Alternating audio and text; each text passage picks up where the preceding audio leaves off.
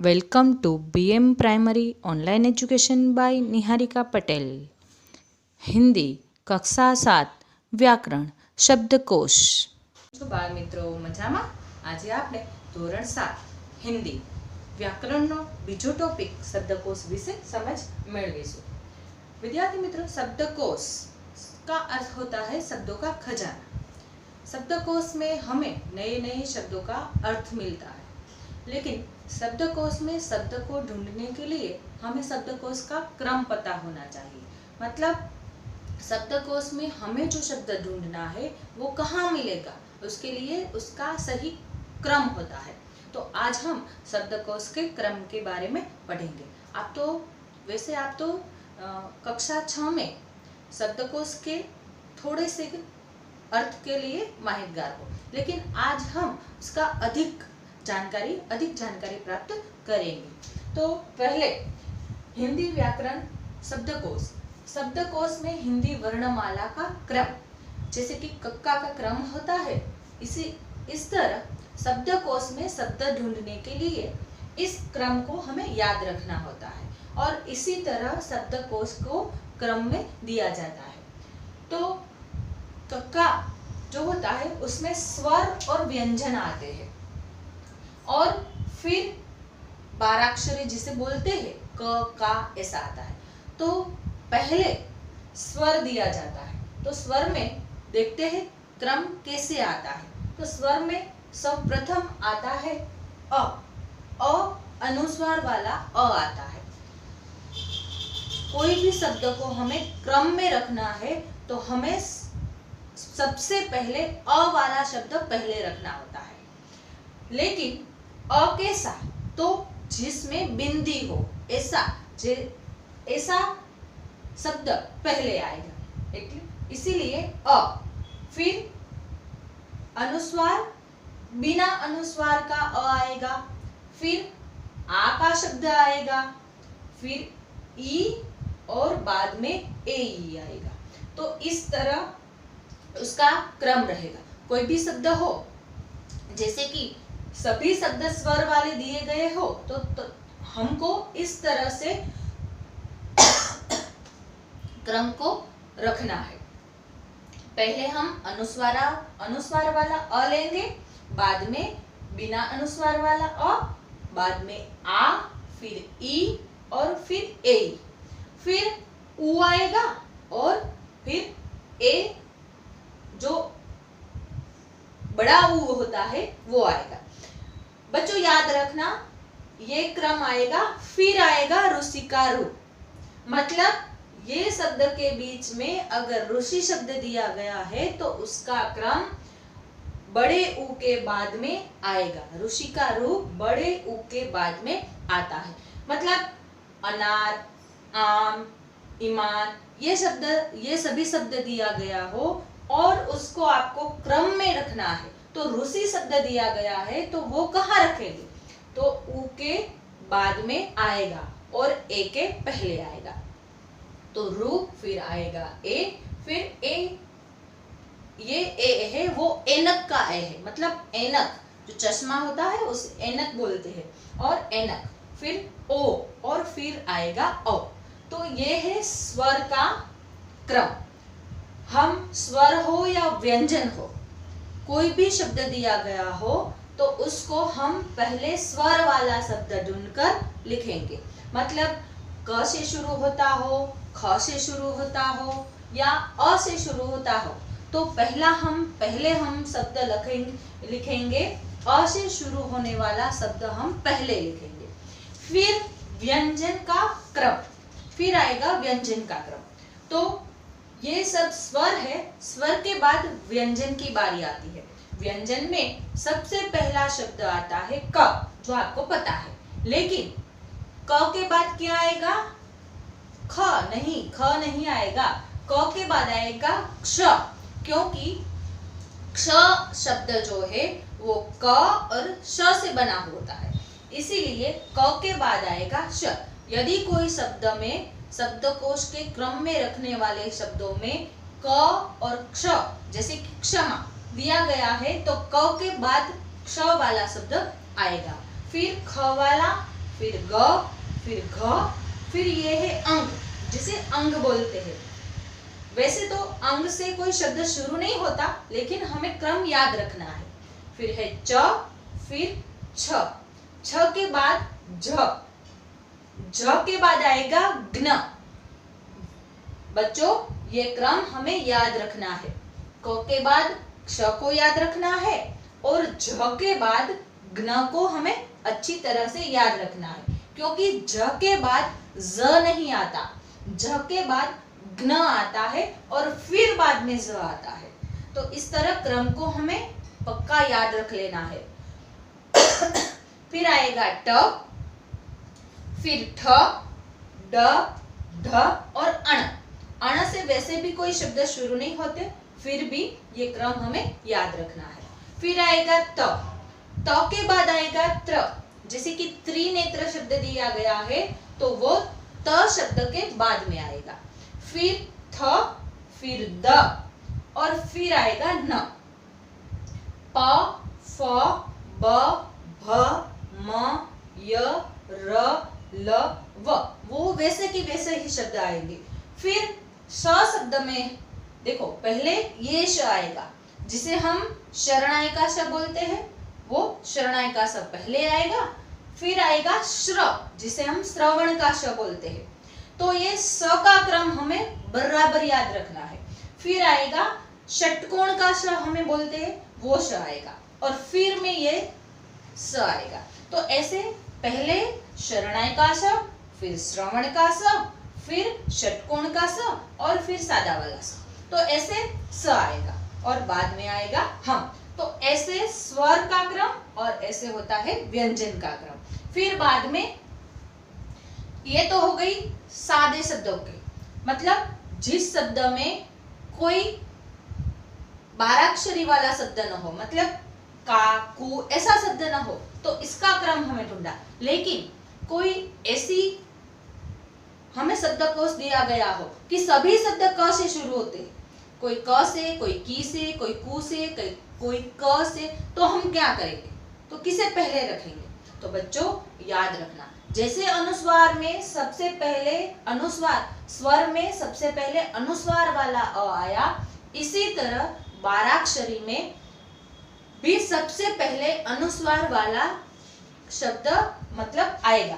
हम यहाँ क का क्रम देखते हैं, इसी तरह ख, ग सभी का क्रम इसी तरह आएगा।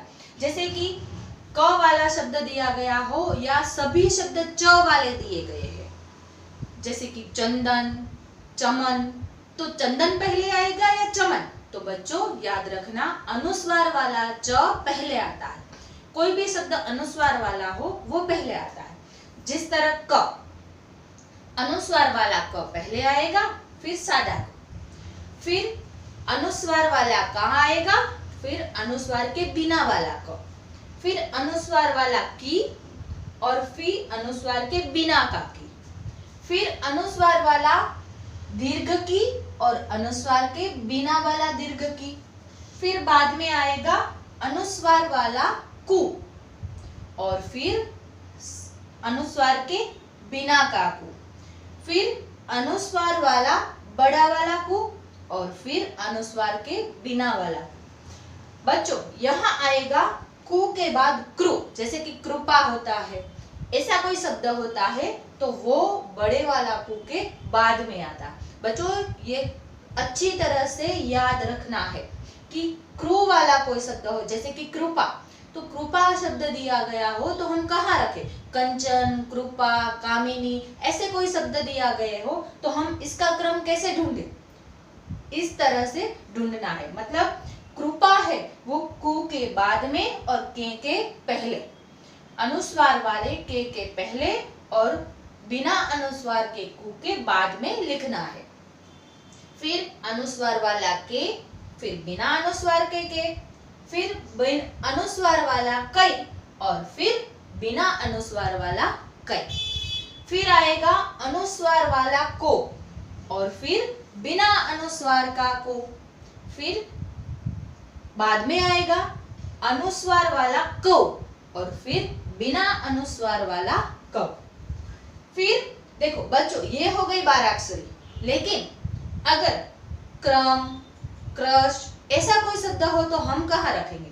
तो ये सब शब्द पूरे हो जाएंगे, बाद में हम क्रम मतलब क्रम या कार्यक्रम ऐसा कोई शब्द हो तो इसका क्रम ऐसे रहेगा। क्रम मतलब क्र, क्रा, क्री, क्री, फिर आएगा क्रू, फिर आएगा ये क्रू, फिर क्रे, क्रई, क्रो और क्रव। तो बच्चों ऐसे हिंदी वर्णमाला का क्रम होता है। अभी हम उसके उदाहरण देखते हैं, इसलिए आपको पता चल जाएगा। तो चलो बच्चों, तो हम उसके उदाहरण देखते हैं तो आपको ज्यादा पता चल जाएगा। सबसे पहले इन शब्दों को शब्दकोश के क्रम में रखना है। तो शब्द क्या है? तो पहले गाथा, फिर प्रतीक, पश्चात अंतरिक्ष, प्रयोग, फिर है मृत्यु, स्मारक, पुरस्कार और हवाई। इन सभी शब्दों को हमें शब्दकोश के क्रम में रखने हैं। तो सबसे पहले कौन सा शब्द आएगा? तो बच्चों हमने देखा कि सबसे पहले स्वर वाला शब्द आएगा। तो उनमें से स्वर वाला शब्द कौन सा है? तो स्वर वाला शब्द है अंतरिक्ष। तो सबसे पहले आएगा अंतरिक्ष, फिर बाद में अंतरिक्ष के बाद कोई स्वर वाला शब्द नहीं है, इसीलिए अब हम व्यंजन वाला शब्द ढूंढेंगे। तो व्यंजन वाले शब्दों में सबसे पहले आएगा गाथा, फिर गाथा आ गया, फिर ग और उसके बाद वाला आएगा प वाला शब्द। तो प वाले शब्द में प पश्चात है, प्रयोग है और पुरस्कार है। लेकिन हमने देखा कि पहले आएगा बिना कुछ नहीं हो ऐसा प वाला शब्द, तो पश्चात ऐसा शब्द है, फिर पु आता है क्योंकि प्र जो है वो बाद में आता है। हमने क वाला शब्द देखा तो उसमें देखा क्र, क्र, क्री, क्रू, ये वो बाद में आता है, इसीलिए हमें पहले पश्चात लिखना है, फिर पुरस्कार और फिर बाद में लिखना है प्रयोग। तो ऐसे प वाले सभी शब्द इस क्रम में आएंगे। फिर प के बाद में आता है कौन सा शब्द आएगा? हाँ, म आएगा। तो म से शब्द है मृत्यु, तो इस तरह मृत्यु आएगी। और फिर बाद में स वाला शब्द है तो स्मारक आएगा। और ह सबसे पहले आता श ह वाला शब्द अंतिम शब्द है, इसीलिए हवाई बाद में आएगा। तो इस तरह कक्का वारे के क्रम में जब हमें रखना होता है तो शब्दकोश के क्रम में उसका जवाब ऐसे बनता है। पहला अंतरिक्ष, फिर गाथा, फिर पश्चात, फिर पुरस्कार, फिर प्रयोग, फिर मृत्यु, स्मारक और अंत में आएगा हवाई। दूसरा उदाहरण देखते हैं। शब्द है हालत, स्वस्थ, अवश्य, हाहाकार, सहायता, संजोग, सहित, शिकायत, साधु और संपत्ति। अब हमें पहले क्या करना है? तो पहले ये देखना है कि कोई शब्द स्वर वाला है या नहीं। तो हाँ, एक शब्द है जो स्वर से है, तो वो है अवश्य। तो पहले हमें उसे लिख लेना है। तो फिर पहले हम लिखेंगे अवश्य, हो गया। फिर बाद में जो शब्द बचे हैं वो सब स वाले या ह वाले या शरणाई के श वाले हैं। तो याद करना है कि शरणाई का श पहले आएगा या सादा स। तो हमने देखा था कि शरणाई का स सबसे पहले आएगा। तो हमें शरणाई के श से जो शब्द शुरू होते हैं वो पहले लिखने हैं। तो पहले उसमें आएगा बिना कोई रस्वई दीर्घई ना हो ऐसा शब्द, तो वो है सहित। तो हमें सहित लिख लेना है। बाद में शिकायत, वो शब्द आएगा। अब वो 10 शब्द हो गए। फिर कौन सा स वाला शब्द? तो सादा स जो होता है उसका शब्द आएगा। लेकिन सहायता पहले नहीं आएगा क्योंकि हमें क्रम में देखा, कक्कावारी के क्रम जो होते हैं उसमें देखा कि सबसे पहले कोई भी शब्द हो तो वो अनुस्वार वाला आता है और उसमें अनुस्वार वाला शब्द है, इसीलिए संजोग हम पहले लिखेंगे और बाद में संपत्ति लिखेंगे। क्यों ऐसा? संजोग पहले और संपत्ति बाद में, दोनों में अनुस्वार है। जब दोनों शब्द अनुस्वार वाले होते हैं तो हमें दूसरा शब्द देखना है। दूसरा शब्द जो पहले आता है वो शब्द हमें पहला लिखना है। जैसे कि उसमें संजोग में ज पहले आता है और प अंतिम आता है, तो इस तरह संजोग हमें पहले लिखना है और संपत्ति बाद में लिखना है। फिर अनुस्वार वाले हो गए, फिर सादा सवाल आएगा। तो सहायता एक ही शब्द है इसीलिए हम उसे लिख लेते हैं। फिर सा वाला शब्द है तो साधु लिख लेते हैं। और फिर स्वस्थ।